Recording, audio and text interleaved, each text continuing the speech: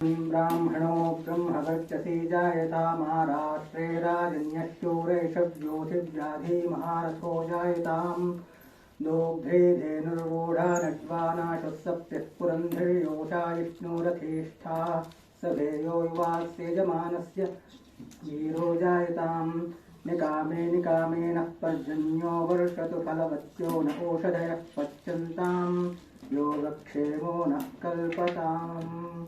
ओम शांति शांति शांति। धन्यवाद दयानंद जी।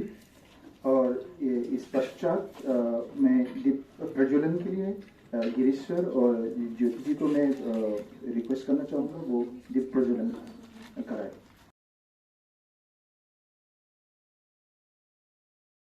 एक हमारे कार्यशाला के परिचयात्मक उद्बोधन के लिए मैं डॉक्टर ज्योति जी को मैं रिक्वेस्ट करना चाहूँगा आप आए और एक उद्बोधन करें। आप सभी को मेरा सादर प्रणाम। ये जो कार्यशाला हमारे द्वारा ये प्रारंभ की जा रही है, school of Sanskrit and Indic studies के द्वारा ये आयोजित 1 दिवसीय कार्यशाला है जिसका विषय है machine translation, resource creation and man power training. वस्तुतः ये जो कार्यशाला है ये एक project Vidyapati bidirectional machine translation involving Bengali, Konkani, Maithili, Marathi, Hindi under the project title National Language Translation Mission NLTM Bhashini के अंतर्गत है। JNU वस्तुतः मैथिली से हिंदी और हिंदी से मैथिली ट्रांसलेशन के लिए कार्य कर रहा है। इसमें हमें ऐसे बहुत से छात्रों की आवश्यकता है जो मैथिली जानते हैं, मैथिली भाषा को जानते हैं और कंप्यूटर में एक्सपर्ट हैं। दूसरी बात, इसमें हम आप लोगों को आज ट्रेनिंग देंगे एनोटेशन की। किस तरीके से, जैसे हुआ क्या, जैसे एक वाक्य है सुंदर लाल जा रहा है।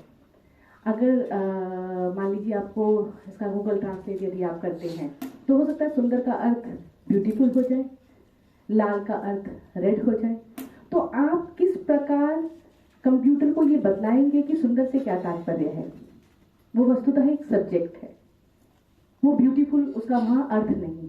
तो आप आज वो उस प्रक्रिया को सीखेंगे। तो आप सभी से ये अपेक्षा है कि आप इस कार्यशाला में तन मन से चीज़ों को सीखें। और वस्तुतः हम सभी शास्त्रीय ज्ञान हम सभी प्राप्त करते हैं, लेकिन केवल शास्त्रीय ज्ञान हम कुछ ही लोगों तक पहुंचाएंगे यदि हमें कंप्यूटर की जानकारी ना हो। तो आपके पास वो अपॉर्चुनिटी है कि आप संपूर्ण जगत को अपने ज्ञान के माध्यम से प्रकाशित कर सकते हैं। तो यह अच्छा अवसर है और आप सभी से निवेदन है कि बहुत ध्यान से इस कार्यशाला में भाग ग्रहण करें। धन्यवाद। नमामि। धन्यवाद ज्योति जी। सर इस पश्चात सर गिरीश सर आप आए और आप अपने कुछ प्रस्तुति अपनी वक्तव्य रखें। कार्यभार दिया है, बड़ा प्रोजेक्ट है, इसको अच्छे ढंग से करना ये चैलेंज होता है। और खासकर जो मार्च के महीने में सारी चीज़ें समर्पित हो जाएंगे वो बहुत आवश्यक होता है। तो जो कार्यशाला रखी गई है कि रिसोर्स कैसे क्रिएट करना है और कैसे मैन पावर को ट्रेन करना है, दोनों बातें हैं। रिसोर्स क्यों चाहिए? क्योंकि बिना रिसोर्स के टेक्नोलॉजी नहीं बनती। आजकल के युग में हम लोग अभी किस युग में है? लैंग्वेज इंफॉर्मेटिक्स ड्रिवन एआई, याद रख लीजिए, लैंग्वेज इंफॉर्मेटिक्स, जहाँ के हम डेटा आधारित टेक्नोलॉजी निर्माण करते हैं भाषाओं के लिए और उससे एआई चलती है। एआई का अभी आजकल एक कंप्लीट एक पिक्चर आता है, लार्ज लैंग्वेज मॉडल का नाम सुना होगा आप लोगों ने। सब लोग हिंदी समझते हैं ना जी? किसी दिक्कत थोड़ी बताइए, तो मैं मिक्स करके करूँगा। तो लार्ज लैंग्वेज मॉडल जो होता है एलएलएम होता है, और जैसे चैट जीपीटी वगैरह तो पता ही होगा आपको। और चैट जीपीटी को ट्रेन करने में बहुत सारे डेटा की आवश्यकता पड़ती है, डेटा और पैरामीटर्स की। और वो हम आमतौर पे ओपन सोर्स या वेब से ले लेते हैं, और उस डेटा से मशीन ट्रेन होता है। फिर उस भाषा, जिस भाषा का डेटा था, उस भाषा के जो अन्य लैंग्वेज इंफॉर्मेटिक्स के टूल्स हैं वो उसमें प्लगिंग किए जाते हैं। तब वो एलएलएम जो है, जैसे चैट जीपीटी है एक उदाहरण है, वो आपके प्रश्नों का उत्तर देता है। प्रश्न के उत्तर देने के लिए पहले उसको प्रश्न को समझना होगा। प्रश्न में ध्वनि हो सकती है, स्पोकन प्रश्न हो सकता है, रिटन प्रश्न हो सकता है, एक्टेड प्रश्न हो सकता है। उसको समझनी होगी, तो उसको समझने के लिए तो अंग्रेजी भाषा में चैट जीपीटी है। अंग्रेजी भाषा में पहले से वो अवयव बने होने चाहिए। Speech understanding system, which can recognize speech, which can recognize gestures, which can recognize written language। ये सारे टूल्स जब बने हों, उसके बाद हमने उस भाषा के ह्यूज अमाउंट ऑफ डेटा में उसको ट्रेन किया। अब डेटा कहाँ से लाए हम, ये भी अलग कहानी है। अब न्यूयॉर्क टाइम्स के अखबार से जो उपलब्ध था ऑनलाइन, चैट जीपीटी ने अपने सिस्टम को ट्रेन कर लिया। न्यूयॉर्क टाइम्स को कोई दिक्कत नहीं हुई, क्योंकि डेटा फ्रीली अवेलेबल है, हम अखबार पढ़ते हैं ऑनलाइन, तो वो भी बच्चे ने पढ़ लिया।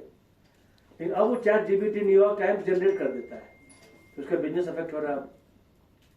तो वो कोर्ट में गया, उसने ओपन एआई को सू किया, माइक्रोसॉफ्ट को सू किया, ये सारी कहानी है। तो डेटा लेना और डेटा को इस्तेमाल करना, उसको नया आईपीआर बनाना, ये सारी बातें बहुत आवश्यक है डेटा क्रिएशन के जो लोग हैं उनके लिए।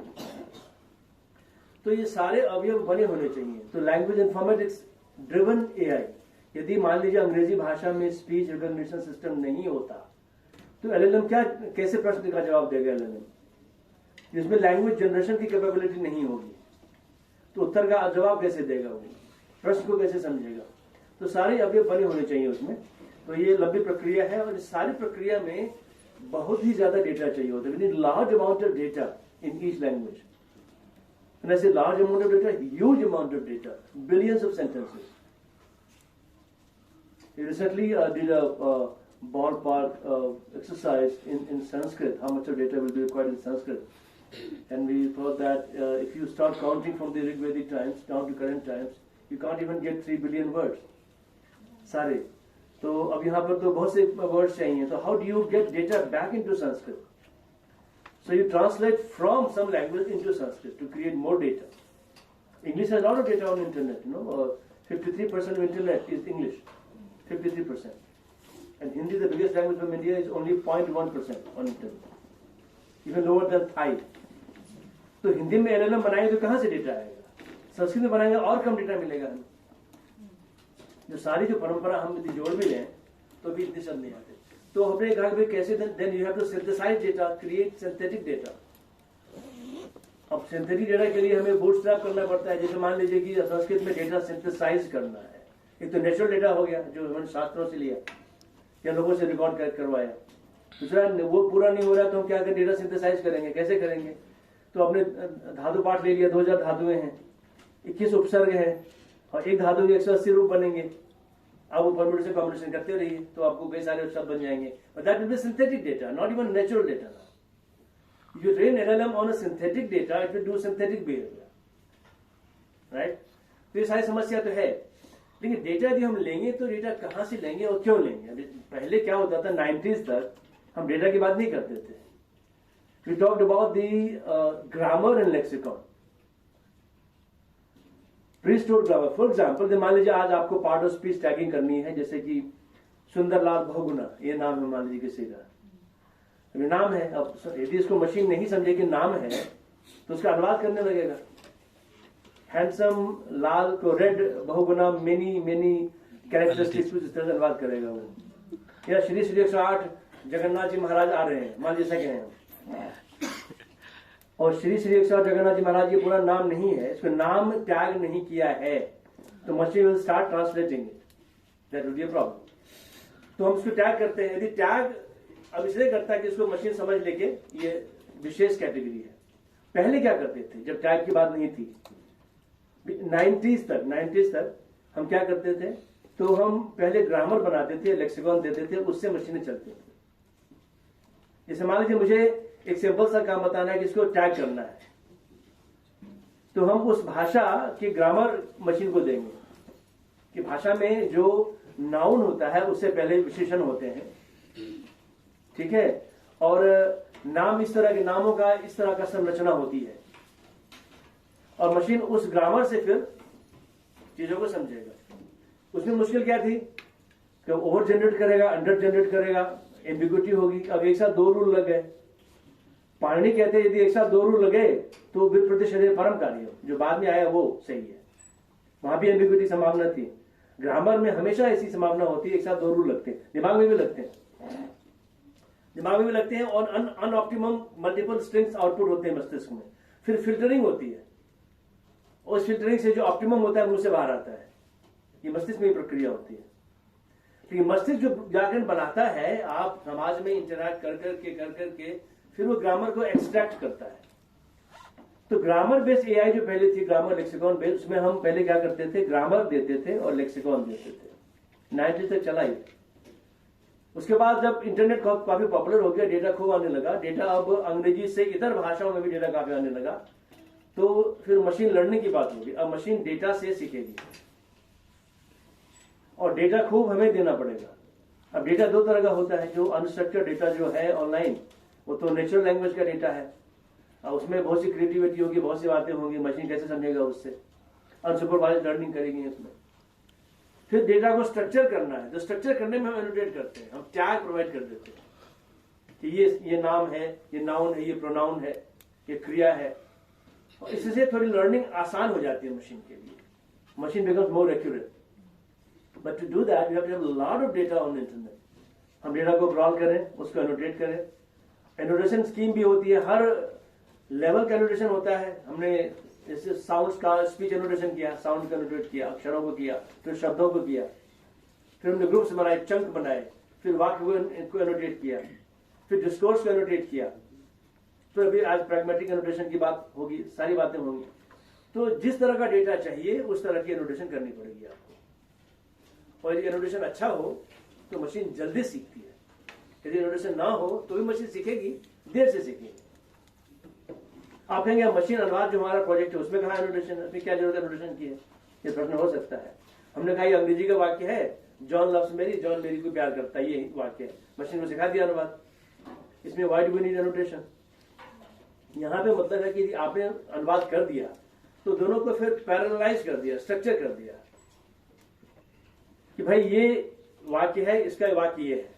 अब कई बार होता है कि एक एक्सप्रेशन में कई सारे वाक्य होते हैं। अब कई सारे वाक्यों का एक डिस्कोर्स है हिंदी में, इंग्लिश में, उसका हिंदी में आप करेंगे। अब वहां पे 4 वाक्य, यहाँ पे 3 ही वाक्य में हो गया, तो आपको उसमें समानांतर करना पड़ता है, पैरेलल डेटा बनाना पड़ता है, एक का एक करके। उससे मशीन ज्यादा सीखती है। यदि वो डेटा में आपने उसका समानांतरीकरण ठीक से नहीं किया है तो मशीन की फिर सीख में अंतर पड़ेगा और मुश्किलें आएंगी उसमें। यदि डेटा आपके स्मॉल सेंटेंसेस हैं, सोर्स में, टारगेट में, ज्यादा अच्छे सीखेगा मशीन। बड़े बड़े सेंटेंसेस हैं, सीखने की गति थोड़ी कम हो जाएगी। तो जैसा डेटा होगा उस तरह की लर्निंग होगी। ये सारी जो परिवर्तन आए हैं एआई में, वो 90s के बाद से आए हैं। Now we believe in machine learning based AI. Machine learning से पहले मशीन लर्निंग, हमारे छात्र जो कुछ एक्सचेंज में गए थे यूरोप, देवेंद्र वगैरह, ये सब सिमेंटिक्स का क्या है। Semantics will be coming back with big bang. तो डेटा बहुत क्रिटिकल हो जाता है हमारे लिए। और डेटा बनाना, मशीन ट्रांसलेशन, ये 2 तरह का है। या तो हम पहले मशीन अनुवाद करें, फिर अनुवाद को हम इसको स्ट्रक्चर कर दें, अलाइन कर दें। अलाइनमेंट बहुत जरूरी होता है। फिर हम उसको पार्ट ऑफ स्पीच टैग भी कर दें तो कुछ एक्यूरेसी के लिए हो जाती है। और जो हमने डेटा बनाया था, आपको भी दिखाएंगे आगे, कि 17 भारतीय भाषाओं का डेटा बना था यहाँ पे जेएनयू में। जो जेएनयू उसका कंसोर्शियल लीडर था, 17 यूनिवर्सिटी हमारे साथ थी, उसने बहुत सारे डेटा बना मशीन लर्निंग के लिए, 17 भाषाओं का बनाया। मैथिली नहीं थी उसमें, मैथिली, डोगरी, कश्मीरी और 3 संस्कृत, 2 भाषाएं और 3 बोल रहा हूँ, वो नहीं थी। 6 भाषाएं, 17 थी, 23 अंग्रेजी लगा के 23, 17 मिली थी हमें और 6 नहीं मिली। तो मैथिली इसमें नहीं थी। तो अब मैथिली का डेटा बन रहा है, तो हम ये चाहेंगे जो मैथिली का डेटा बने उसी सिस्टम से बने, ताकि हम मैथिली उसमें ऐड कर दें। उसके लिए सिस्टम समझना पड़ेगा जो हमारा सिस्टम है। तो जो पूरा विषय है संगणकीय भाषा विज्ञान, इसमें हम क्या क्या आमतौर पर करते हैं, ध्यान से देखिएगा। छोटी चीजें हैं और उससे बड़ी चीजें हो जाते हैं। फॉन्ट बनाना है, ये भी एक हमारा एक्सरसाइज है। अब फॉन्ट नहीं होगा तो लिखेंगे कैसे भाषा में? अभी शारदा का फॉन्ट में बना रहा हूँ। शारदा लिपि लुप्त प्राय है, पता है आपको। शारदा लिपि को हमने अभी 150 छात्रों को सिखाया संस्कृत सेंटर में, एक एग्रीमेंट करके किसी एक एनजीओ के साथ। उसका फॉन्ट मैं खुद ही बना रहा हूँ। अब फॉन्ट आधा बनाया आधा बड़ा हुआ, उसको बनाना है। जब फॉन्ट नहीं बनेगा, फॉन्ट कन्वर्टर नहीं बनेंगे। जैसे देवनागरी में डॉक्यूमेंट है, उसको शारदा में कन्वर्ट करना है, या शारदा में डॉक्यूमेंट है, बहुत कम लोग पढ़ पाते हैं, देवनागरी में कन्वर्ट करना है ताकि ज्यादा लोग पढ़ सकें। फॉन्ट कन्वर्टर चाहिए आपको, क्योंकि भारत में लिपियां बहुत सारी, 12 लिपियां फंक्शनल है। शारदा आ जाएगी तो 13 हो जाएंगी मान लीजिए। एडिटर चाहिए। आपने फॉन्ट बना दिया, लेकिन टाइप कैसे करेंगे? आप टाइप करने का आपके पास तो QWERTY कीबोर्ड है, QWERTY कीबोर्ड से आपको उसको मैप करना पड़ेगा, and then using some kind of software जहां पे आप लिख सकें, या नोटपैड में जहां लिखना लिखें। तो हम टेक्स्ट एडिटर बनाते हैं। कई बार टेक्स्ट एडिटर में स्पेल चेकर भी हम डाल सकते हैं, जितना हमने काम कर लिया है। ग्रामर चेकर भी डाल सकते हैं। सिंपल टेक्स्ट एडिटर भी हो सकता है। नोटपैड सिंपल टेक्स्ट एडिटर है, उसमें स्पेल चेकिंग नहीं होती। MS डॉक्यूमेंट जो है टेक्स्ट एडिटर भी स्पेल चेकर है। तो किस तरह का बना सकते हैं, वो स्टेप बाय स्टेप ये सारी बातें करनी पड़ती हैं। ये बेसिक इनपुट आउटपुट स्कीम जैसे होता है। अब है ASR, स्पीच रिकॉग्निशन। हम इनपुट हम लिख के नहीं देंगे, मशीन लिख के, हम बोल के देंगे इनपुट। तो ऑटोमेटिक स्पीच रिकॉग्निशन हो गया। देवेंद्र जो PhD कर रहे हैं संस्कृत के लिए। अब टेक्स्ट टू स्पीच, ये आउटपुट हो गया। टेक्स्ट है और मशीन में ने पढ़ के सुनाना है। ये टेक्स्ट टू स्पीच हो गया, टेक्स्ट टू स्पीच हो गया, ये आउटपुट मैकेनिज्म हो गया। ऑप्टिकल कैरेक्टर रिकॉग्निशन, ये इनपुट मैकेनिज्म है। टेक्स्ट में लिखा हुआ है, हमने स्कैन किया, मशीन ने टाइप कर दिया, तो इमेज से टेक्स्ट हो गया। OCR जो है वो प्रिंटेड टेक्स्ट का इमेज लिया, उस इमेज से फोरग्राउंड जो लिखी हुई बात है उसको निकाल के बैकग्राउंड को रिजेक्ट करके फोरग्राउंड को टाइप कर दिया। जो किताब की इमेज होगी तो उसमें व्हाइट स्पेस बैकग्राउंड होगा और ब्लैक स्पेस जो फोरग्राउंड होगा नॉर्मली। तो फोरग्राउंड को निकाल के बैकग्राउंड रिजेक्ट करके वो टाइप उसको टाइप करता है वो। उसके लिए बहुत सी बातें करनी पड़ती हैं। ऑनलाइन हैंड राइटिंग रिकॉग्निशन, अब जब हम हाथ से लिख रहे हैं टैब वगैरह पे, हाथ से लेके उसको मशीन टाइप करते, ये बहुत जरूरी है। क्योंकि बहुत से अब कल को यदि हम एजुकेशन में इसका प्रयोग करेंगे, एजुकेशन में, और लोग हाथ से लिख के अपना आंसर शीट देंगे, तो हाथ से लिखे आंसर शीट को मशीन कैसे इवेल्युएट करेगा? जब तक हस्त की सामग्री को टाइप नहीं करेगा, टाइप करने के बाद भी वो इमेज टेक्स्ट को सर्च कर पाएगा, प्रोसेस कर पाएगा। इमेज को प्रोसेस करना बड़ा कठिन होता है। हस्त की सामग्री में इमेज है, ठीक है, उस इमेज को सर्च करना, प्रोसेस करना बहुत मुश्किल होता है। इमेज को पहले टेक्स्ट में कन्वर्ट करें, फिर टेक्स्ट को हम सर्च कर सकते हैं, वो आसान होती है, राइट। कई बातें टेक्स्ट से हो जाती हैं, वो करना पड़ता है। ये सब बातें होगी। फिर उसके बाद मशीन ट्रांसलेशन करना होता है। जब एक भाषा में डॉक्यूमेंट आ गया, उसको अन्य भाषा में प्रस्तुत करना है, तो हमें अनुवाद करना पड़ेगा। ट्रांसलेट डॉक्यूमेंट, क्योंकि ट्रांसलेट इसलिए कि बहुत से लोग उसको पढ़ पाएंगे, क्योंकि हर समाज में कई भाषा के लोग नहीं होते, कई भाषा के लोग होते हैं। सबको ज्ञान चाहिए, हर भाषा में ज्ञान होता नहीं उतना। ज्ञान की जो रचना होती है हर भाषा में अनइक्वल होती है। समाज में अनइक्वल होता है, भाषा में अनइक्वल है। तो जिस भाषा में ज्ञान नहीं है, रचना नहीं हुई ज्ञान की, उसको ज्ञान देना है। लोग पढ़ना चाहते हैं तो जिस भाषा में, वहां से अनुवाद करेंगे। अनुवाद की प्रक्रिया सारे देश करते हैं।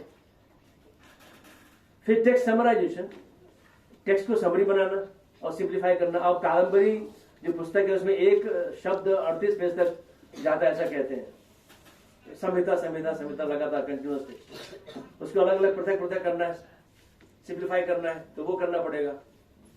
Cross lingual information access, CLIA। हमने पूछा एक भाषा में और उस भाषा में उत्तर इंटरनेट पर उपलब्ध नहीं है, ऐसा हो सकता है। हर भाषा में डेटा इंटरनेट पर नहीं है। अब लद्दाखी भाषा में पूछ रहा है, मान लीजिए लद्दाखी में कोई डॉक्यूमेंट्स इंटरनेट पर नहीं जो मशीन सर्च करके देगा, फिर उसको उत्तर तो चाहिए।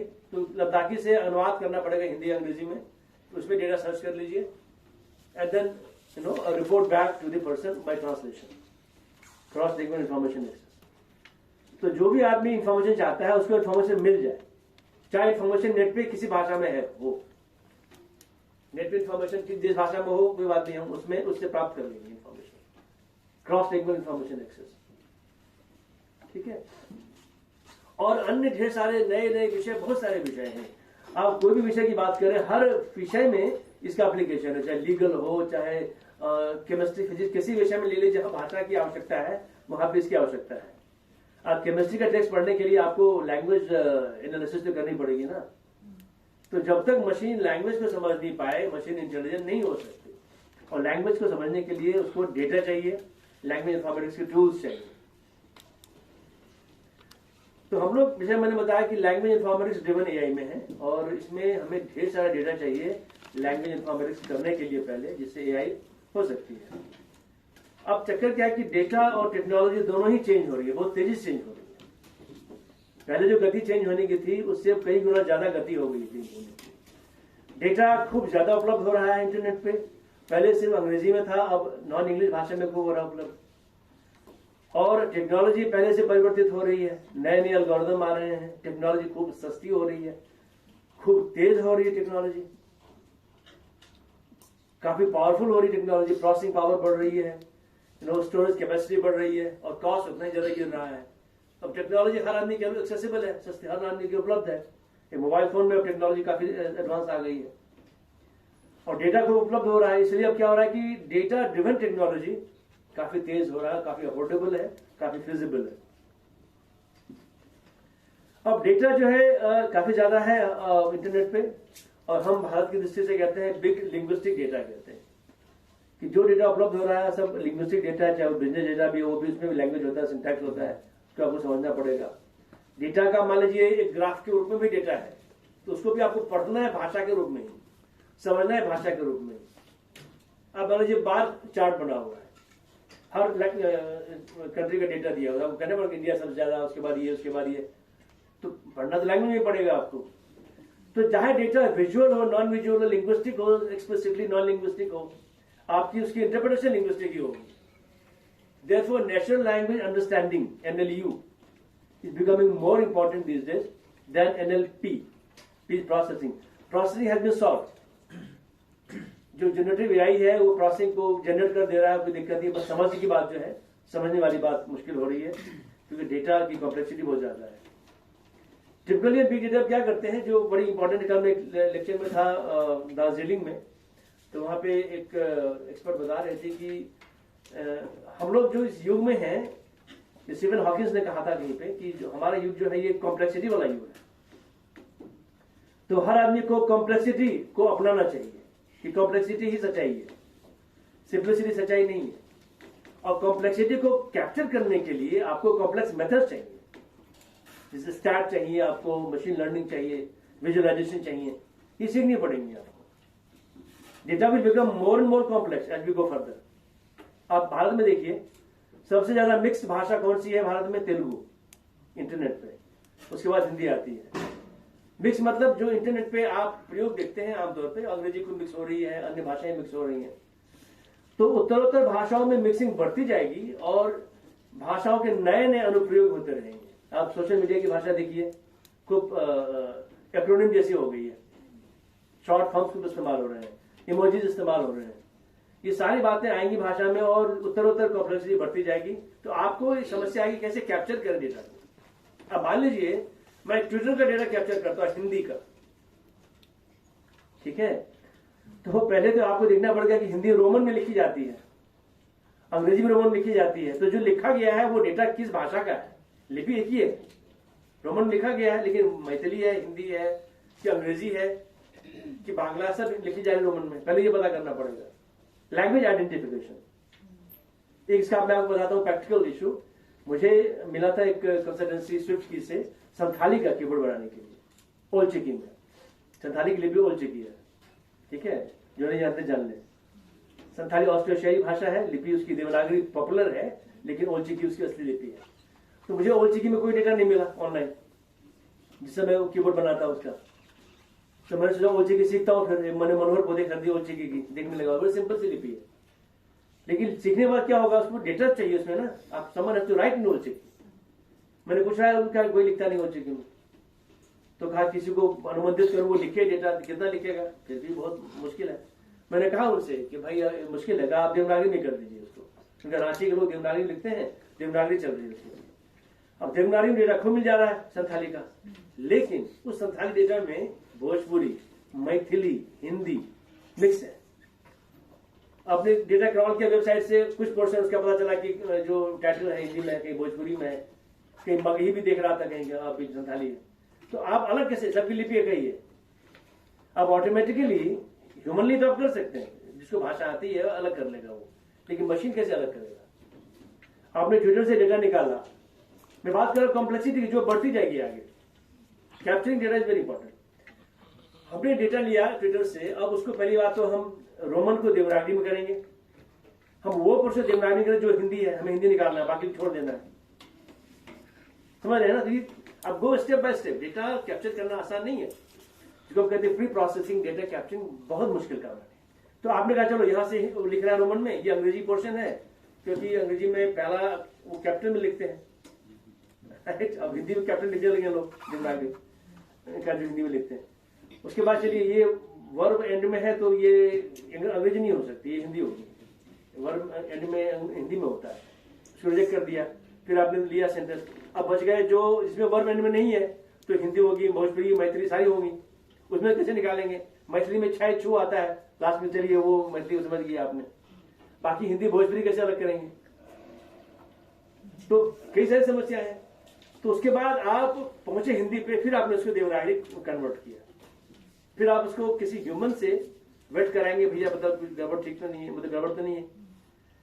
उसके बाद आपने डेटा बहुत सारा लिया, मान लीजिए आपने ये प्रोसेस कर दिया, then you have the problem of storage the data. Store कहां करेंगे? स्टोर करेंगे सिंपल हार्ड डिस्क में, तो उसकी इश्यूज है अपनी, करप्ट हो जाएगा डेटा, इजीली कोई हैकर हैक कर लेगा। आपने स्टोर किया, उसको इनक्रिप्ट कर दिया, इनक्रिप्शन की चाहिए बढ़िया, फिर उसको पोर्टेबिलिटी की इशू आएगी। आपने स्टोर डेटाबेस में किया, RDBMS में किया, तो स्टोरेज तो बढ़िया हो गया, पोर्टेबिलिटी की इशू रहेगी, can be store data back in Unicode. अब ये डेटाबेस ही यहाँ पे यूनिकोड में किया, ये आपका फ्रंट एंड जहां से आप प्रोग्राम डेटा एक्सेस कर रहे हैं, डेटा ट्रैवल करेगा। तो पानी धातु कहते हैं, तो धातु पार्ट अंदर आ जाता है, पानी ग्रामर धातु पार्ट नहीं है, बाहर है, तो धातु कहते हैं, तो वो अंदर आ जाता है। अंदर आता है तो पाइपलाइन बेस भी होगी, डेटा अंदर आएगा, right? Then he has to access data. तो डेटा आपने यूनिकोड में स्टोर किया, अब पाइपलाइन के थ्रू यूनिकोड डेटा ट्रैवल कर रहा है, उसका फॉर्म बदल तो नहीं जा रहा है, डेटा का जो स्ट्रक्चर है मेंटेन होना चाहिए।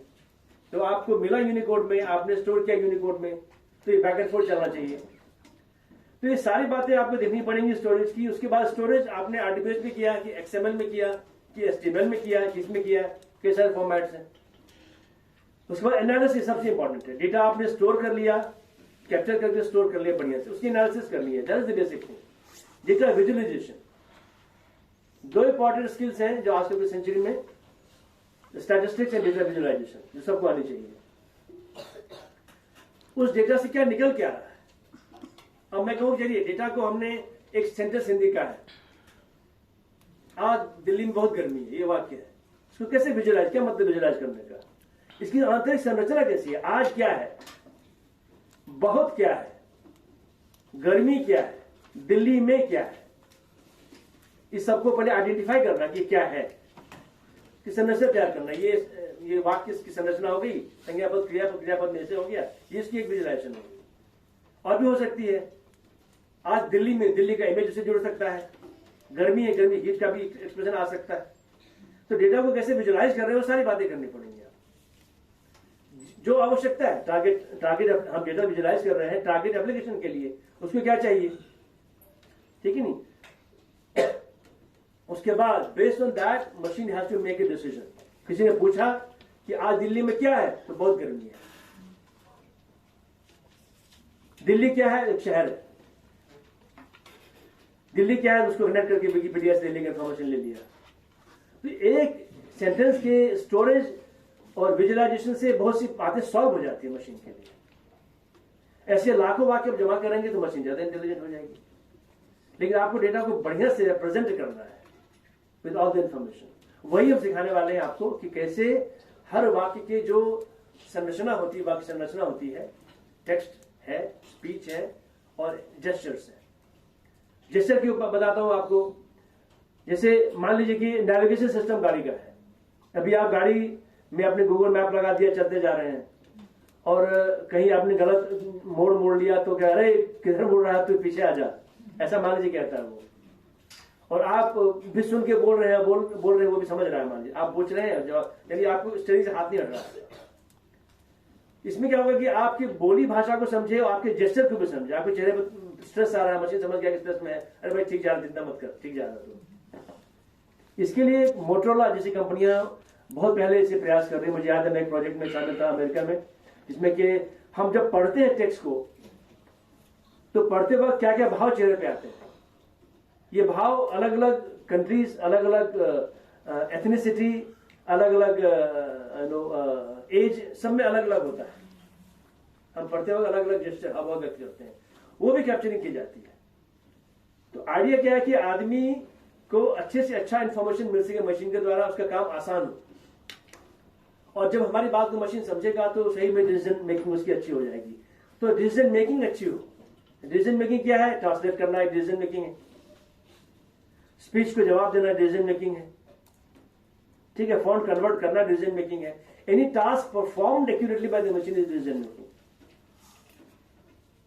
But to be able to do that machine has to have lot of data, lot of training, ठीक है ना। इसलिए डेटा बहुत इंपॉर्टेंट हो जाती है। अब डेटा हमारे यहां जो है ह्यूज, वेरिएबल, कितना समय है मैंने?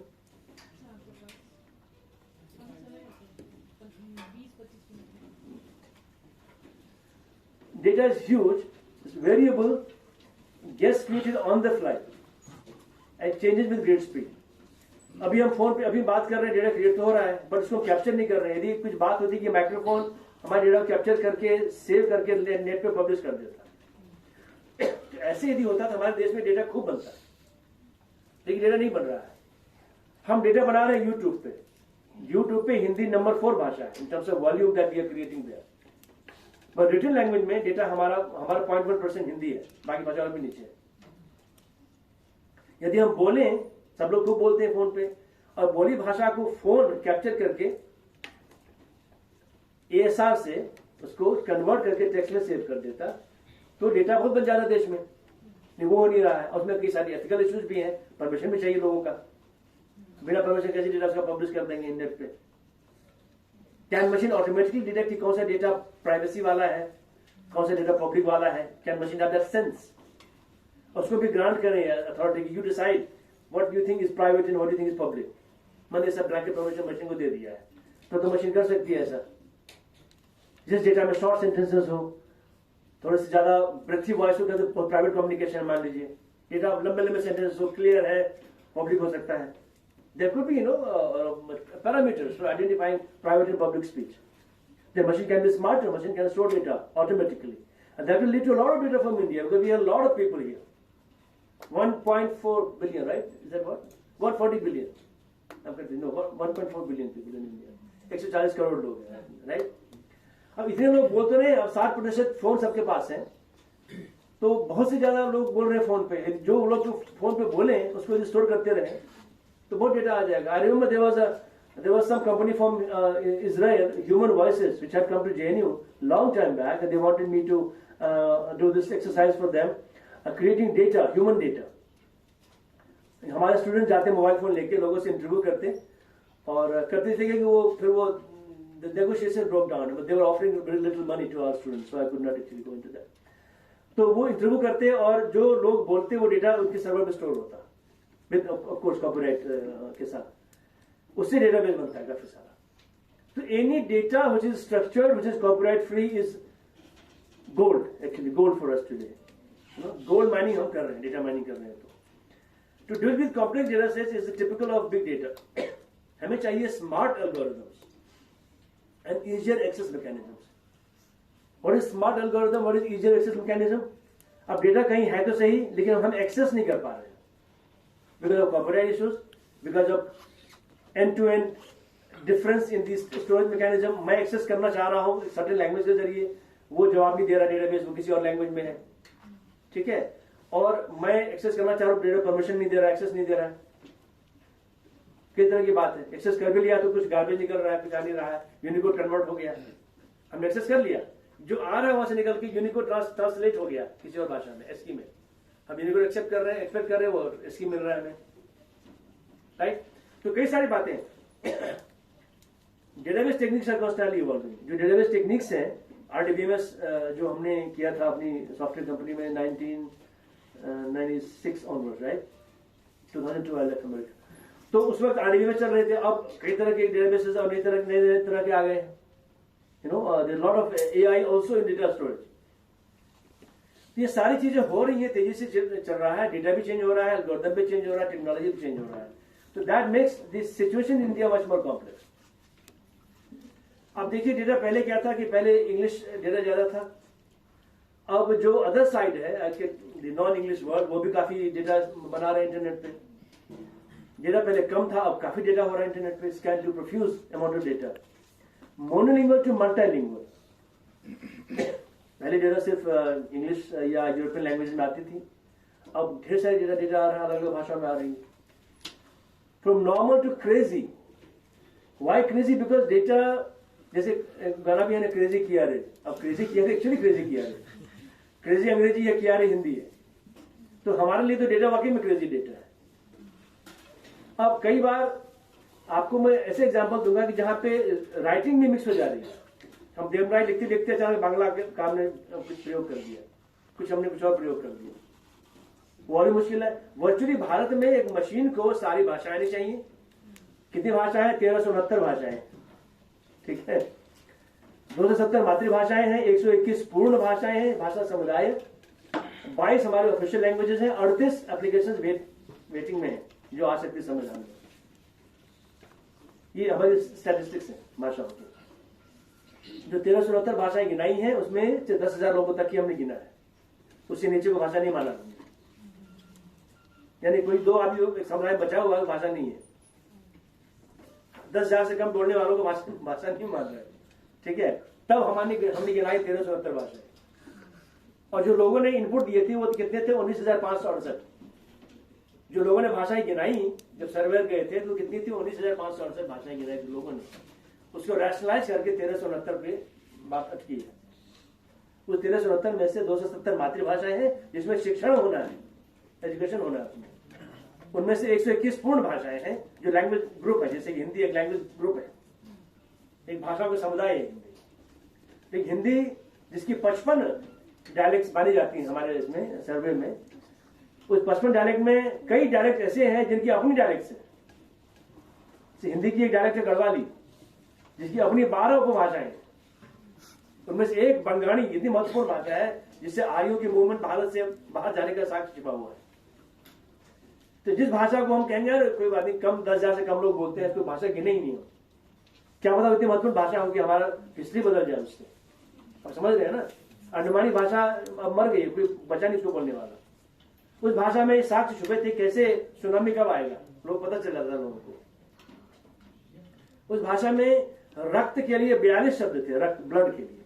बच्चे को जहां चोट लगी, बच्चा रोएगा तो मां समझ जाए कहां चोट लगी उसको। जिस समुदाय का बॉडी ही उसका प्रॉपर्टी था, उसका आयुर्वेद बहुत उन्नत था, लेकिन अब वो अमृत होगी तो हमने सारा अपॉर्चुनिटी हमारा खत्म हो गया। तो हर भाषा महत्वपूर्ण होती है। तो हमारे यहाँ तो इतनी क्रेजी सिचुएशन है कि इतनी सारी भाषाएं हैं, मशीन को सारी भाषा आनी चाहिए, सारी लिपियां आनी चाहिए, क्योंकि एक डॉक्यूमेंट में सारी भाषाएं थ्योरेटिकली हो सकती हैं, सारी लिपियां हो सकती हैं थ्योरेटिकली।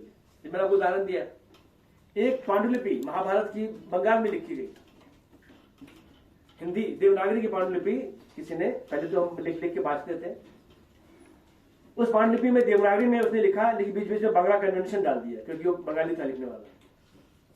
जैसे पृष्ठ मात्रा बांग्ला में होती है, हम ए पीछे लिखते हैं, का के पीछे बार होगी, तो कहें कि उन्होंने ए के लिए पीछे बार डाल दिया। ऐसा हो सकता है क्योंकि जब हम दूसरी लिपि में लिखते हैं अपनी लिपि का प्रभाव तो पड़ता है, बट वो डॉक्यूमेंट कॉम्प्लेक्स हो गया, उसको हम सही नहीं कर सकते क्योंकि मैंने हिस्टोरिकल डॉक्यूमेंट है, उसको वैसे समझना पड़ेगा हमको। तो ये सारी बातें हैं। हमारे देश में एक ही मशीन को सारी भाषाएं, सारी लिपियां आनी चाहिए, तभी वो किसी डॉक्यूमेंट को पूरी तरह से समझ पाएगा थ्योरेटिकली। अब उदाहरण दे, एक सिंपल बहुत ही प्रायोगिक फील्ड है जुडिशियल डॉक्यूमेंट। जैसे मेरे को क्यों उसका काम करते हैं, मान लीजिए हमारे यहाँ जुडिशरी में एक सुप्रीम कोर्ट है, 21 की 25 हमारे हाई कोर्ट है, 672 डिस्ट्रिक्ट कोर्ट्स है। सबसे ज्यादा केस पेंडिंग कहां पर है? सुप्रीम कोर्ट में नहीं है, हाई कोर्ट में नहीं है, डिस्ट्रिक्ट कोर्ट में। कितने करोड़ केस पेंडिंग है मैं अभी डेटा लगाया नहीं, क्योंकि वहां पे भाषाएं बहुत जा रही है डिस्ट्रिक्ट कोर्ट में। फिर हाई कोर्ट में आइए तो 25 हाई कोर्ट शायद है, उसमें केस पेंडिंग थोड़ा कम है। सुप्रीम कोर्ट में बहुत ही कम है, एक ही भाषा अंग्रेजी चलती है वहां पे। लेकिन जो पेंडिंग केसेस इतने ज्यादा है कि जस्टिस बेसिकली मीनिंगलेस हो जाती है। अब जो डेटा जुडिशियल डॉक्यूमेंट है उसको मशीन समझ ले बढ़िया से, तो जो जजेस को आसानी होगी। इस केस की समरी बताओ भाई, मशीन समरी बता दी, तो पूरा पढ़ना पड़ेगा, पढ़ के आना पड़ेगा उसको। इतने सारे केसेस आते लगते हैं, कैसे पढ़ेगा एक जज? तो जुडिशियल डॉक्यूमेंट बहुत अच्छा उदाहरण है कि यदि हम बनाना चाहें तो कैसे बनाएंगे डेटा जुडिशियल फील्ड में। प्रशासन जो है, प्रशासन हमारा जो है बहुत डाइवर्स है, बहुत ही क्रिएटिव है, क्योंकि हर राज्य की अलग प्रशासन क्षमता है और लैंग्वेज अलग है। लोग जैसे कि आप देखिए कि आप प्रॉपर्टी खरीदते हैं देश में, तो प्रॉपर्टी पहले कौन राज्य था, अब कौन राज्य हो गया है? पहले हिंदी में था, अब उसको पता चला कि तेलुगु में हो गया डॉक्यूमेंट्स। तो एक ही प्रॉपर्टी डॉक्यूमेंट में कई सारे लैंग्वेज हो सकते हैं, कैसे लिपियां हो सकती है, ठीक है। Newspaper, print media, literature, written literature, oral literature, बहुत से समाज तो लिटरेचर लिखते ही नहीं है, वो बोल के लिटरेचर करते हैं। Acted literature, film, television, Facebook, social media, सारी ही हमारी जो स्थिति है बहुत ही मल्टीलिंगुअल है, डायनेमिक है और मिक्स्ड वाली सिचुएशन हमारी है। अब जो डेटा कॉम्प्लेक्स है तो we need smarter algorithms to handle such data. Robust tools चाहिए, new requirements on pre processing. अब जैसे मैं बताया कि लिपि की मिक्सिंग है या लिपि पे इन्फ्लुएंस है दूसरी लिपि का, मिक्सिंग भी नहीं है। तो अंडरस्टैंड दैट इन्फ्लुएंस है, डी इन्फ्लुएंस है, राइट। नॉर्मलाइज करो डेटा को। अब जो ट्विटर का डेटा उसको नॉर्मलाइज करना, जैसे वो रोमन में लिखा है, शॉर्ट फॉर्म में लिखा हुआ है, इमोजीज है, उसको पढ़ के लिपि चेंज करो, उसको एक्सपैंड करो, तो नॉर्मलाइज करना होगा, राइट। मल्टीलिंगुअलिटी को उसको पता ना कि यहाँ से यहाँ ये लैंग्वेज है, यहाँ से ये लैंग्वेज, यहाँ से ये लैंग्वेज है। हम भी बोल रहे हैं तो कई बार बीच में अंग्रेजी ले आते हैं, तो बताना होगा मशीन को भाई यहाँ से आते हिंदी, फिर अंग्रेजी शुरू हो गई, फिर हिंदी हो गई, ऐसे कर करके। और हम क्यों भाषा परिवर्तन करते हैं, इसके पीछे सोशियो साइकोलॉजिकल मोटिवेशन होता है। पेपर ऑन दैट, क्यों भाषा को स्विच करते हैं। तो हिंदी बोलने वाले मैथिली स्विच कर दिए, मैथिली बोलने वाले हिंदी स्विच कर दिए, हिंदी बोलने वाले अंग्रेजी स्विच कर दिए। जैसे एक हम लोग फिल्म का स्क्रिप्ट का कॉपड़ा बना रहे थे, 90s की कोई मूवी थी, गोविंदा की मूवी थी। तो गोविंदा अपने दोस्त से हिंदी में बात कर रहा है, अचानक सडनली वो अंग्रेजी बोलने लगता है। उसका दोस्त कंफाउंड हो जाता है, अंग्रेजी क्यों बोलने लगा, देखा कि बहुत उसकी गर्लफ्रेंड आ रही थी। तो सोशियो साइकोलॉजिकल मोटिवेशन के लिए हम भाषा स्विच करते हैं भारत में।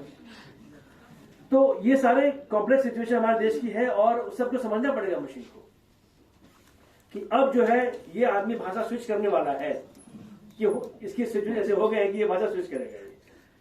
या तो जो आगंतुक जो है नया है, बिल्कुल वो गेज कर रहा है कि भाषा कौन सी इसकी होगी, किसमें बात किया जाए। हम स्विच प्लानिंग करते हैं ना, we plan very complex situations in India, क्योंकि हम जानना चाहते हैं आदमी है कौन, ये किस भाषा का, किस समुदाय का, क्या बोलूं कि टॉपिक अप्रोप्रिएट होगा, क्या टॉपिक अप्रोप्रिएट नहीं होगा। यहाँ से जाति है, धर्म है, यहाँ पे भाषा है, यहाँ पे संवेदनाएं, बहुत सी बातें हैं जो सोच के बोलनी पड़ती है, ये सारी बातें। तो ये हमारे देश की वाकई बहुत ही कॉम्प्लेक्स सिचुएशन है। अब जैसे उदाहरण दूं मैं आपको कि जो कन्वेंशनल डेटाबेस लैंग्वेज एसक्यूएल है, उसको मैं बूटस्ट्रैप कर दूं लैंग्वेज से, नेचुरल लैंग्वेज से, कि मैं नेचुरल लैंग्वेज में बोलूं। अभी बोल रहा हूं मैं हिंदी में, उसको मशीन मान लीजिए ऐसा कैप्चर कर ले और कैप्चर करने के बाद उसको डेटाबेस में स्टोर कर दे। तो यानी मेरे नेचुरल लैंग्वेज से एसक्यूएल की भाषा का इंटरफेसिंग होगा और मेरी भाषा से ही उसको वो स्टोरेज वहां पर डेटाबेस में हो जाएगा। फिर जो हमारे क्रॉलर है, अभी हम आपको दिखाएंगे अपना क्रॉलर, उसको वॉइस कमांड से बूटस्ट्रैप कर दे, भाई ये डेटा क्रॉल कर लो, ट्विटर से हिंदी की डेटा को क्रॉल कर लो और क्रॉल करने के बाद उसको डेटाबेस में स्टोर कर दो।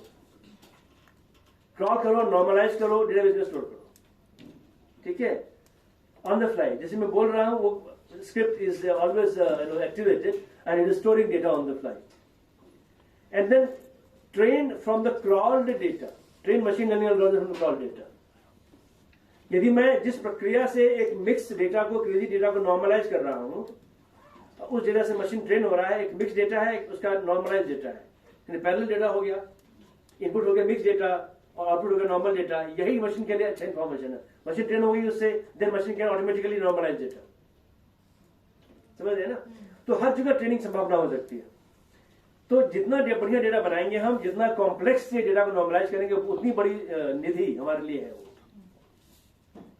Therefore, there is a lot of opportunity in India to deal in the data. Simply to become a data scientist. आप लिंग्विस्टिक्स लैंग्वेज के लोग हैं, आपके लिए आसान है इन चीजों को करना। So where are you linguistically speaking and how complex the situation is? मैं बहुत ऑलरेडी बोल चुका हूँ, इंग्लिश इतना परसेंट है, हिंदी इतना परसेंट है, तो मैं स्किप करता हूँ, समय उतना होगा नहीं। अब ये भाषाएं भी मैं बोल चुका हूँ। हमारे पास 22 भाषा है, अंग्रेजी 23rd भाषा, सबसे मजबूत भाषा वही है, दादा लैंग्वेज है, ये सारी हमारी है। इंग्लिश की बात भी मैंने बता दी, मिक्स कर रहे हैं। और अमेजन एलेक्सा में यदि आप सर्च करें इंग्लिश में तो भी कैप्चर कर लेता है, लेकिन इसको यदि आप गूगल असिस्टेंट में मान लीजिए आपने बोलते बोलते हरियाणवी बोल दिया, हरियाणवी अंदाज में बोल दिया, तो मशीन वहां कंफ्यूज हो जाएगी। तो हमारे सेंटर को एक मिला है गूगल से पायलट प्रोजेक्ट, मुझे मिला कि हम कैसे हरियाणवी हिंदी, भोजपुरी हिंदी, मैथिली हिंदी को नॉर्मलाइज करें हिंदी में, ताकि मशीन को समझ सके या सीधे को समझ सके, राइट। तो ये सब करना पड़ेगा। हमारे देश में लोग लिखते हैं स्टैंडर्ड भाषा में, बोलते हैं अपनी भाषा, बोलते हैं लौकिकी में, लिखते हैं वैदिकी में, पढ़ने भी करते थे उस जमाने में बोलते थे। तो जो वैदिकी है उसको तो गूगल असिस्टेंट कैप्चर कर लेगा, लौकिकी को, उसके स्टाइल को कैप्चर करना मुश्किल होता है, तो वो करने की आवश्यकता होगी कि लोग बोलते हैं उसमें। अब जैसे कि मल्टी मॉडल कम्युनिकेशन, जैसे मान लीजिए कि एक बच्चे का ट्रांसफर हो गया पिताजी का दिल्ली में तमिलनाडु से। अब तमिलनाडु में जब वो बोलता है तो एक अंदाज में जेस्चर करता है तमिल में। अब वो दिल्ली आ गया, दिल्ली में पला बढ़ा वो, और उसकी तमिल में पंजाबी जेस्चरिंग घुस गई, दिल्ली की जेस्चरिंग। अब वो बोलता रहा तमिल, जेस्चरिंग उसकी पंजाबी स्टाइल में हो गई। चेहरे हवा बदलते नहीं बदलते बच्चों के स्कूल वगैरह में। तो अब ये मल्टी मॉडल जो कम्युनिकेशन हो गया है, उसको कैप्चर करना बड़ा मुश्किल होगा उस बच्चे को। अब जैसे वर्षों पहले जब मैं जेएनयू में अपना थीसिस कर रहा था, उसका मास्टर्स थीसिस, तो हमें किस पे करना था, संथाली पे करना था, नहीं कुरुख पे करना, कुरुख भाषा है वहां की, संथाल पर करना, झारखंड की।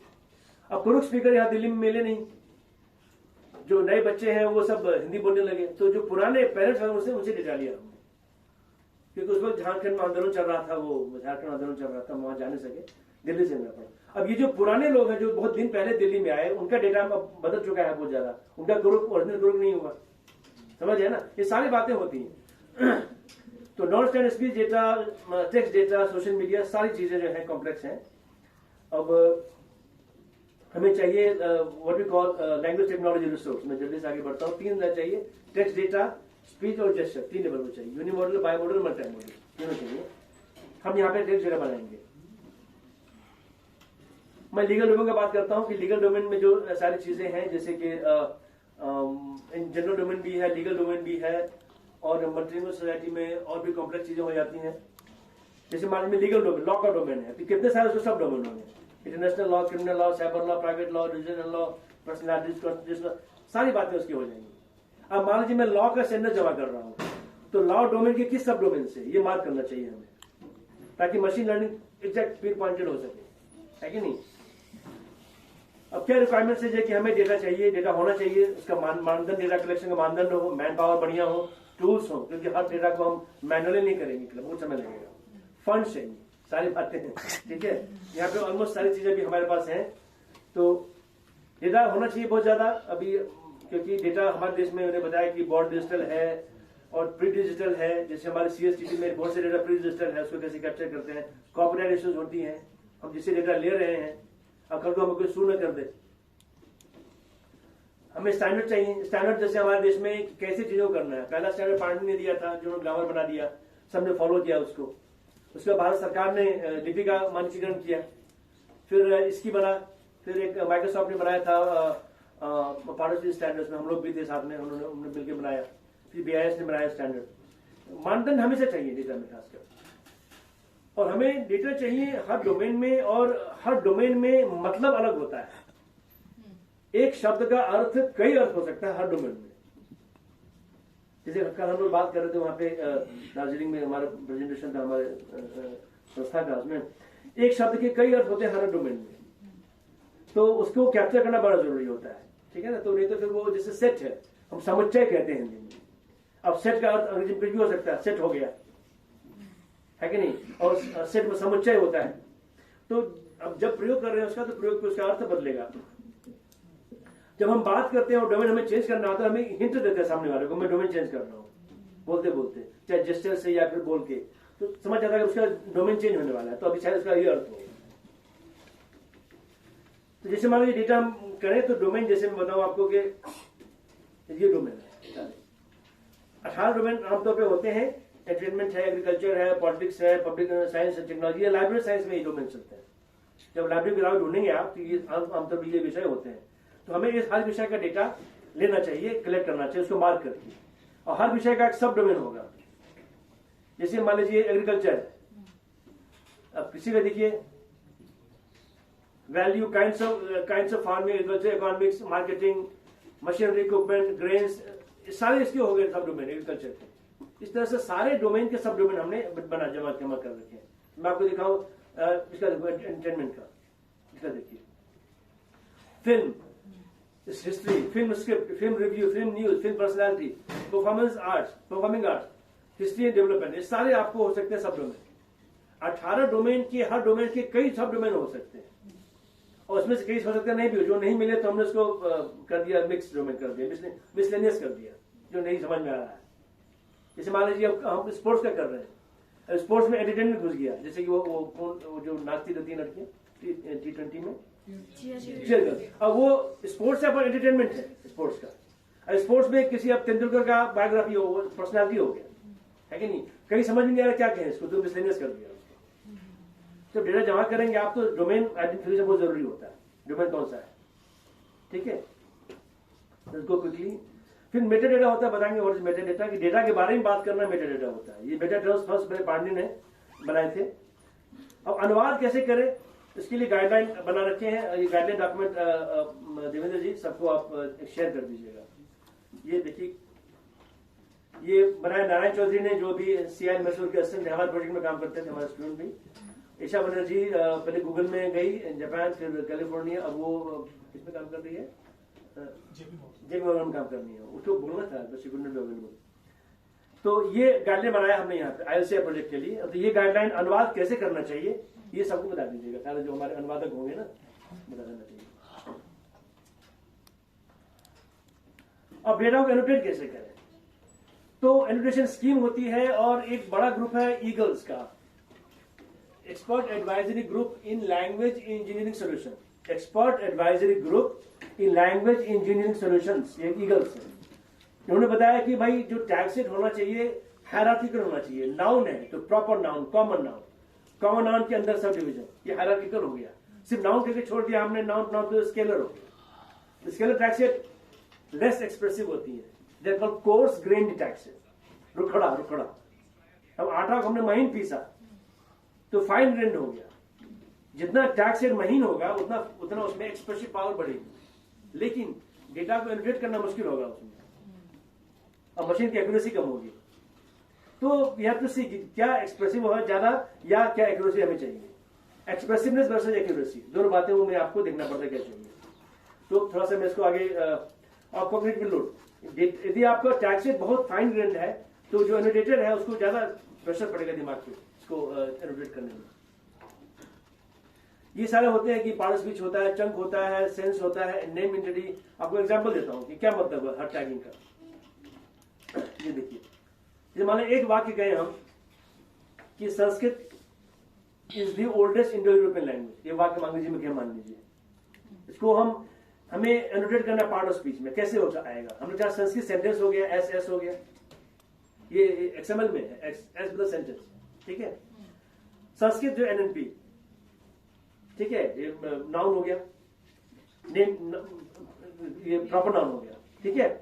अब क्रिया है, अब ये जो VBZ है क्रिया के लिए, ये पेन ट्री बैंक का टैक्सेट है, यूनिवर्सिटी पेंसिल्वेनिया का टैक्सेट है, जो अंग्रेजी के लिए चलता है, वो इस्तेमाल किया। एक्ट है, ये देख लीजिए, ओल्डेस्ट है, जे है एडजेक्टिव के लिए, अब उन्होंने दे रखा टैक्सेट, हमने इसको नहीं किया, हमने अलग किया हुआ। यूरोपियन जे है लैंग्वेज, ये हो गया आपको पार्ट ऑफ स्पीच है। NN है कॉमन नाउन, NNP है प्रॉपर नाउन, NNP संस्कृत नाम है ना, तो प्रॉपर नाउन हो गया। और लैंग्वेज है कॉमन नाउन, संस्कृत एक लैंग्वेज है, NNP NN, ठीक है। दिल्ली एक शहर है, दिल्ली NNP, शहर NN, समझिए ना। ये आपको बताएंगे, पार्ट ऑफ स्पीच टैग वाले बताएंगे आपको, सृष्टि बताएगी। अब ये नेम एंटिटी, संस्कृत नाम है, इसको नाम मार्क कर दिया, इसमें इसको एनी टीयर चढ़ाना है। अब पहला जो है POS टीयर है, टीयर TIER, ये होता है ना जब लेयर लेयर लेयर। अब इस सेंटेंस में हमने पार्ट स्पीच लेयर लगा दिया, इसमें लेयर ऐड करना है, हमने नेम लेयर ऐड करना है। तो हम कहेंगे चलो संस्कृत का एनएनपी ये हो गया, लैंग्वेज नेम हो गया प्लस एनएनपी भी एक्स्ट्रा लेयर लगा दिया हमने उसमें। अब उसको सेंस टैगिंग करना है, इज एग्जिस्ट हो गया, ये एग्जिस्टेंशियल हो गया, ओल्ड एज उसके सारे हमने दे दिए पर्याय।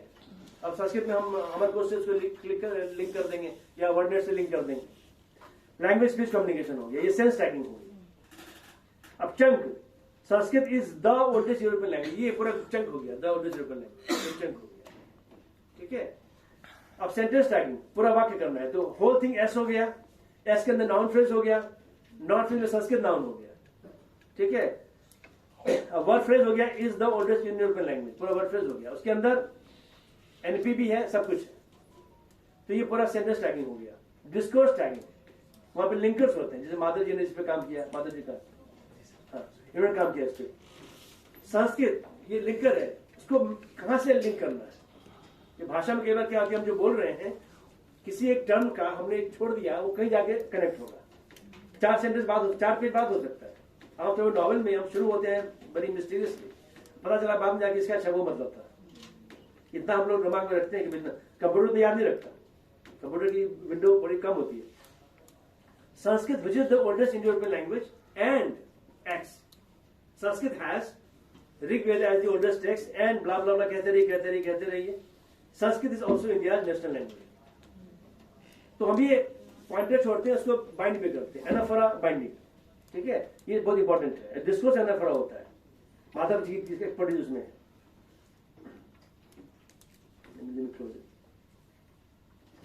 अब ये गाइडलाइन डॉक्यूमेंट जो पार्ट स्पीच को कैसे गाइड करना है, ये बना हुआ है कि पार्ट स्पीच टैग कैसे करना है, ये डॉक्यूमेंट बना हुआ है, ये भी इन लोगों ने बनाया होगा हमारे, ये बीआईएस के टैग सेट के आधार पे बना है इंडियन लैंग्वेज जो हमारे प्रोजेक्ट था उसका टैग सेट। इसमें कैसे एनोटेट करना है, क्या टैग्स है, ये मान लीजिए टैग्स है, हायरार्किकल टैग सेट है, इसकी भी हिस्ट्री बीआईएस टैग सेट की, ये पहले बनाया था माइक्रोसॉफ्ट रिसर्च ने, MSRI जिसके हम लोग कंसल्टेंट थे, उस टैग सेट को सिंप्लीफाई करके बीआईएस ने अडॉप्ट किया। ये बीआईएस टैग सेट है, ब्यूरो विंडो स्टैंडर्ड्स का। ये जैसे मान लीजिए टैग सेट है, नाउन है, उसका सब टाइप क्या है, लेवल 1 लेवल 2 सारी चीजें क्या है, ऐसे यूज करना है। और एग्जाम्पल दिया हुआ कैसे टैग करना है, तो डाउट हो तो कैसे डाउट रिजॉल्व करना, सारा दिया हुआ उसमें, हिंदी एग्जाम्पल लेके इसको समझ के आप फिर उसको अप्लाई कीजिए मैथिली पे। ये डॉक्यूमेंट सब आप शेयर कर दीजिएगा। फिर चंकिंग गाइडलाइन, चंक करना तो ये अक्षर भारती राजीव संघ का दीप्ति जी का डॉक्यूमेंट में चंक कैसे करना है, कैसे ग्रुप्स आइडेंटिफाई करने हैं, वो सारा एग्जाम्पल दिया हुआ है, हिंदी का उदाहरण लिया हुआ है, नहीं ज्यादा समझते हैं, इसको शेयर कर दीजिएगा when you do chunk tagging, ठीक है। अब जो डेटा हमने टैग कर लिया है उसका करते क्या है, जैसे मान लीजिए कि संस्कृत का डेटा टैग सेट है, I hope my internet working right now, ये माधव जी ने किया था काम इसमें, जब हम माइक्रोसॉफ्ट कंसल्टेंट थे उस वक्त हम लोगों ने क्या किया था, उनके टैग से संस्कृत को टैग किया था। I think we tag Panchatantra, Madhav ji वो पंचतंत्र यूनिवर्सिटी पेंसिल्वेनिया में प्रकाशित है उसके साइट पे। ये टैग सेट जैसे ये हमारा टैग सेट है जो चंद्रशेखर ने बनाया था, चंद्रशेखर का स्टूडेंट था, संस्कृत टैग सेट, ये संस्कृत के सिस्टम को बना के काफी एलाबोरेट टैग सेट, काफी एक्सप्रेसिव टैग सेट है ये, पर इससे टैग करना के बाद बहुत कठिन होता है। ये है माइक्रोसॉफ्ट का टैग सेट। तो दोनों टैग में डिफरेंस क्या है, ये साइट पे है, साइट पे जाकर देख सकते हैं, हमारे साइट पे जाके क्या क्या टैग डिफरेंस होते हैं, ठीक है। उसके बाद हमने डेटा टैग किया, ये दोनों का गाइडलाइन, इसका गाइडलाइन है, इसका गाइडलाइन है, ये टैग प्रॉपर है माइक्रोसॉफ्ट का, ये संस्कृत वाला है जो चंद्रशेखर वाला है। हमने कहा कि जैसे ग्रामे नाउन, ये है नाउन संज्ञा पद है, ये सेकंड पर्सन, ये द्वितीय एक वचन हुआ, द्वितीय एक वचन, ग्राम द्वितीय एक वचन हो गया, 2-1 हो गया। तो हमने मॉर्फोलॉजिकल सूचना भी डाली उसमें। हमें डिसाइड करना है कि हम जब पार्ट्स भी टैग करते हैं मॉर्फोलॉजी डाले कि नहीं डाले, उसमें सिंगुलर है कि प्लूरल है, कौन सी विभक्ति लगी डालेगी, हमें डिसाइड करना। तो चंद्रशेखर ने कहा कि पूरी बात आनी चाहिए, तो पूरा उसने मार्क कर दिया। But to tag with such rhythm is very very difficult, है ना, ये टैग है। अब मान लीजिए इसी को माइक्रोसॉफ्ट में टैग करें हम, ये माधव जी ने किया था, ऐसे किया। गंगा, ये भी हायरार्किकल नाउन फ्रेज है, फेमिनिन है, सिंगुलर है, 0-1। गंगा पर्वतरा हिमालयात प्रभवती, ये सारा टैग किया होगा। अब ये टैग डेटा से, अभी टैग आप मैनुअली नहीं करेंगे, टूल से करेंगे ऑब्वियसली। हम वो टूल हमारे पास है माधव जी? जी सर, वो टूल है ना माइक्रोसॉफ्ट हाँ, वाला? सर, है। हमारा अपना टूल भी है, कौन सा टूल अभी डिवेलप करना पड़ेगा। उसके बाद इससे हम टैग ट्रेन करते हैं और ये रिजल्ट आया। हमने माइक्रोसॉफ्ट के टैग डेटा से सिस्टम ट्रेन किया था माइक्रोसॉफ्ट में, तो ये एक्यूरेसी आई थी, राइट? इतनी एक्यूरेसी आई थी 75%। That was very low actually for Sanskrit. तो हम क्या करते हैं, फिर मशीन को ट्रेन करते हैं कि भैया अब ये टैग डेटा है, अब से टैगिंग सीख जाओ, टैग मुझे दोबारा नहीं करना पड़ेगा। फिर मशीन टैग करेगा, फिर उसको हम देखेंगे, फिर उसको रिट्रेन करेंगे। मान लो मशीन ने टैग किया, उसकी एक्यूरेसी 75% आई, तो उसका 25% गलत था, फिर गलत तो सही किया, हमने दोबारा रिटर्न कर दिया उसको, फिर उसकी एक्यूरेसी बढ़ गई। ऐसे कर करके बूटस्ट्रैप करते हैं, राइट? सेम चीज ट्रांसलेशन में भी होता है, एआई में वही चीज होती है। अब हमें क्या चाहिए करने के लिए? मैन पावर चाहिए ऑब्वियसली, और टूल्स चाहिए। मैं जल्दी जल्दी कर रहा हूं।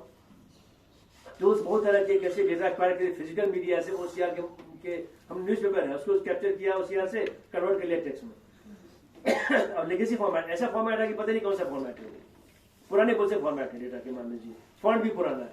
अब वो टाइप राइटिंग वाला है डॉक्यूमेंट है, उसको कैसे कैप्चर करेंगे? उसको लेगेसी फॉर्मेट बोलते हैं। अनुवाद करना पड़ सकता है, क्रॉस लिंग्विस्टिक एक्सेस करना पड़ सकता है, समराइज करना पड़ेगा, सारी बातें। फंडिंग ऑब्वियसली बहुत इंपॉर्टेंट होती है देश में। फंडिंग इसको कैसे करना है, डेटा शेयर कैसे करना है, let's skip all that. Data sharing model कैसे मॉडल है। अब जो है डेटा हमें जल्दी कैप्चर करने के लिए हमारा एक टूल है, इसको आप हमारे साइट पर जाकर डाउनलोड कर सकते हैं। आप किसी को ट्रेनिंग दे दीजिएगा बाद में हमारे प्रोजेक्ट्स आपको। ये जो क्रॉलर है, क्रॉलर से जल्दी से क्रॉल करके आप डेटा को ही कर सकते हैं। जैसे मान लीजिए हमने इसको इंस्टॉल कर रखा है, यहाँ पे बना रखा है कि आप उसे बताइए यूआरएल, यहाँ पे यूआरएल है मैथिली का डेटा का, रन कर दीजिए उसको, रन होकर जगह सारा जमा कर देगा और फिर उसकी डिक्शनरी बना देगा, फ्रीक्वेंसी डिक्शनरी। इस डेटा में लाखों फाइल जमा है कि इसमें ये शब्द इतनी बार आया है, ये शब्द इतनी बार आया है, वो सारा बना के दे देगा आपको। अभी समय नहीं, otherwise could have gone into that. अब जो हमारा प्रोजेक्ट था इंडियन लैंग्वेज कॉर्पोरा का, उसमें कैसे हमने डेटा बनाया उसकी डिटेल दिया हुआ है, लेकिन मैं इसको जल्दी दिखाता हूँ। हमारा server go to corporate annotation, ये क्रिएशन वाला ये इंटरफेस है। मान लीजिए ये लाइव सर्वर है, जैसे मैं हिंदी का मैथिली का है नहीं हमारे पास, तो हिंदी का ही होगा, लेट्स गो हिंदी। तो जब इसको हम क्लिक करते हैं तो you can use that to create data for Maithili also. ये 18 डोमेन है जो हमने डोमेन देखा है आपको, हर डोमेन का सब डोमेन है। तो मान लीजिए हमने कहा हमें हिस्ट्री में बनाना है, तो यदि फाइल बनाए तो उसको कर लीजिए, नहीं बनाए तो आप उसको बनाइए। जैसे 52 मुगल बादशाह थे, आगे कहां से डेटा लिया, ये नभा टाइम से रविवार को मुगल, ये पेज नंबर इतना है, दिवाकर 3/3/2013 का डेटा है ये, ठीक है, दिल्ली का एडिशन का है। अब आपने अखबार लिया, एक सेंटेंस टाइप कर दिया, करंट पेस्ट कर दिया, अखबार ऑनलाइन से लिया, तो अगला सेंटेंस के लिए सेम मेटर, ये मेटा डेटा ये वैसे ही रहेगा, मेटा डेटा चेंज नहीं होगा। तो आप सेव करते हैं बार बार, तो डेटा सेव होता रहेगा। नया बना लीजिए। तो जब भी डेटा बनाएंगे आप, तो ये डेटा उस सब डोमेन से भी टैग हो गया ये पूरा। अब उस डेटा की महत्ता बढ़ जाती है कि हर वाक्य का एक सब डोमेन मार्क किया हुआ है, डोमेन सब डोमेन, ठीक है। अब मैं डोमेन चेंज करना हो तो लेट्स गो, अब रिलीजन करना है, किसी भी डोमेन में कर सकते हैं। जब ये डेटा बन गया एक बार, उसके बाद हम क्या करते हैं, we go to data annotation.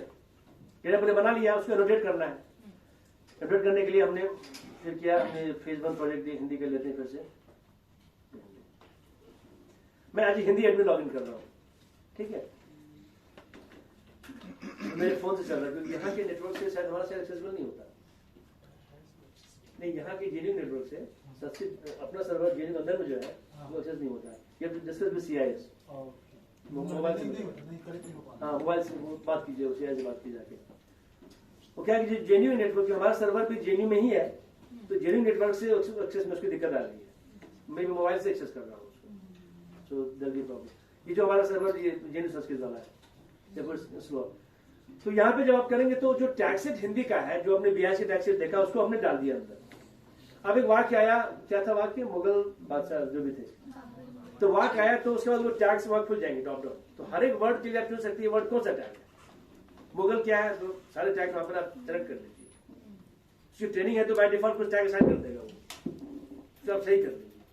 उसका सेव, जब सेव किया आपने, सेव हो गया डेटा, फिर वो अचीव लेंगे, उसके बाद उसने चेक किया उसको, है ना। यदि क्यों और भाषा तो अनुवाद भी करना पड़ेगा उसका, ये सारी बातें waiting for it to load. तो इसका जो है ऑफलाइन टूल भी है, क्योंकि हमें याद है कि हम कुप्पम यूनिवर्सिटी में, द्रविड़ यूनिवर्सिटी उस वक्त जो हमारा तेलुगु पार्टनर था, वहाँ पे स्ट्राइक चल रही थी, तो हमारे प्रोजेक्ट स्टाफ को अंदर नहीं आने दे रहे थे यूनिवर्सिटी में। तो फिर हमने इसका ऑफलाइन सिस्टम बनाया और कहा कि आप घर में काम कीजिए। तो ऑफलाइन सिस्टम भी होगा, टू डिग इट आउट। अब क्या करें, मान लीजिए हमने एक वाक्य लिया, मान लीजिए एक वाक्य कॉर्पोरेट, मान लीजिए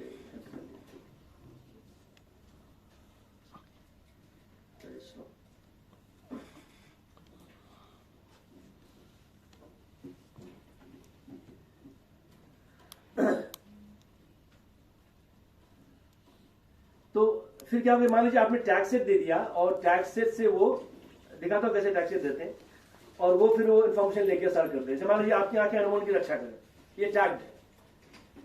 अब जैसे देखिए ये हमने जो ये प्रोनाउन है, ये PRP है, प्रॉपर प्रोनाउन दिया उसने, personal pronoun, pronoun personal pronoun, noun common noun, J adjective.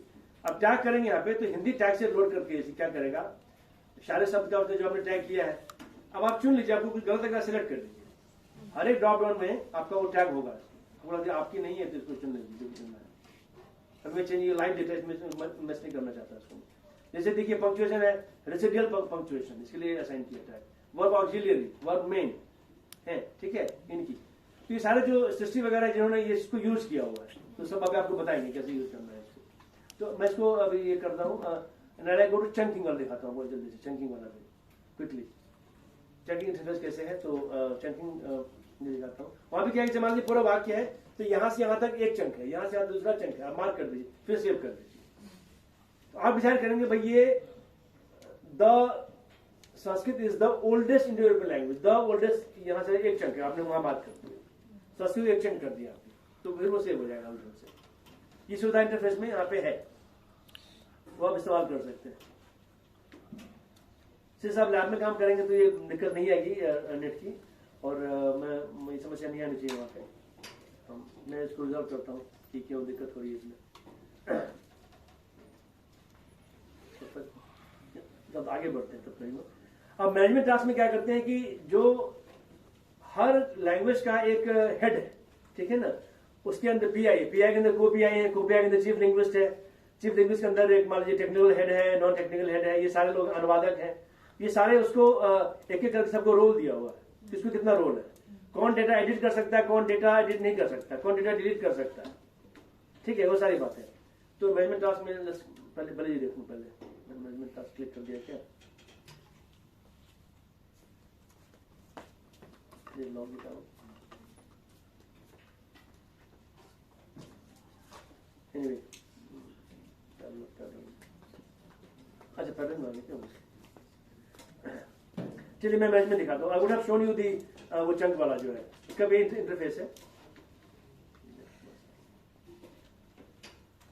मैं मैनेजमेंट करता हूँ, मान लीजिए मैनेजमेंट किया, and I log in as super admin, ठीक है, I log in as admin master, master के लिए है मास्टर,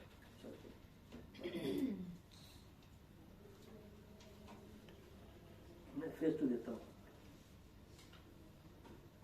तो अब मास्टर एडमिन में मैं आई कैन सी कि कौन सा ग्रुप कितना काम कर रहा है, सारे ग्रुप जो है, और देन आई कैन असाइन इस ग्रुप का पूरा, और देन जब डेटा बन गया है तो डेटा को एक्सएमएल में कन्वर्ट करके I can send it to ministry, जो फंडिंग एजेंसी भेज सकते हैं उसको। सारी बातें एक जगह किया हुआ है ताकि डेटा जो है एक जगह पर रहे और एक सिस्टम से रहे, और उसको गूगल चुरा भी न सके। यदि आप उसको जीमेल से भेजेंगे तो डेटा गया, ये जेनिक सर्वर पे है और अपना नेटवर्क है, और जो भी यूनिवर्सिटियां काम कर रही हैं, जैसे पटियाला लॉगिन करके पंजाबी का काम कर रहा है, आईएसआई कोलकाता बांग्ला का काम कर रहा है, मराठी का जो आईटी बॉम्बे काम कर रहा है, ये सब मिलकर काम कर रहे हैं, तो सारा डेटा एक जगह संस्कृत सेंटर में बन रहा है और डेटा की चोरी नहीं हो रही है, ठीक है, ये बहुत जरूरी है। आपने डेटा बनाया अपने कंप्यूटर पे और उसको आपने ईमेल से भेजा, मोस्ट ईमेल जीमेल होते हैं, तो जीमेल की ईमेल तो गया, सेव हो गया आपके सर्वर पे। तो ये जैसे मान लीजिए आपको मैं दिखाऊं कि मैनेजमेंट टास्क में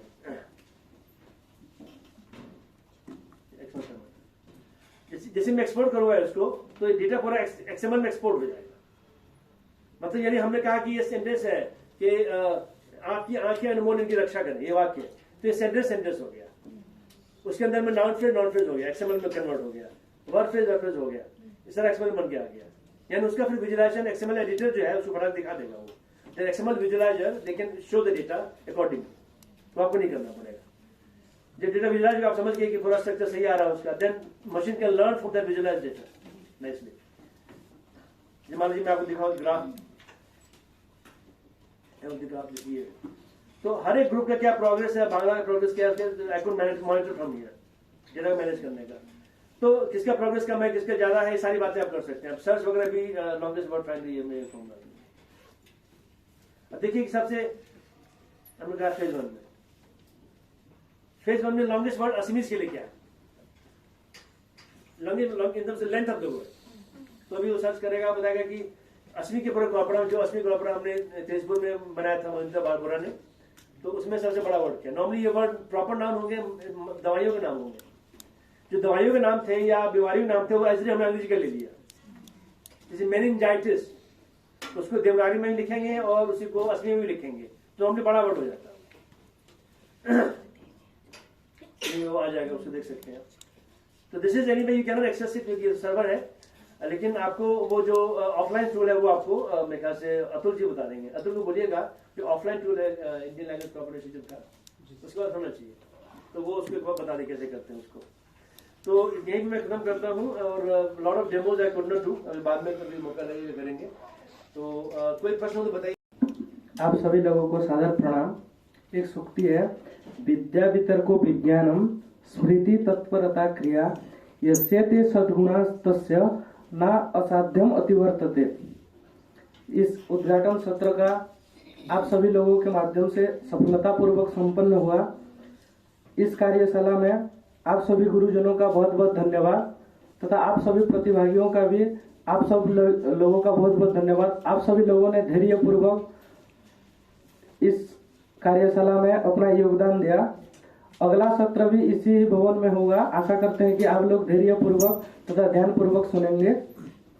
विशेष धन्यवाद प्रोफेसर गिरीशनाथ झा जी को, जिन्होंने हमें एनएलपी में रिसोर्स क्रिएशन कैसे करते हैं तथा लैंग्वेज इन्फॉर्मेटिक्स के बारे में बताया।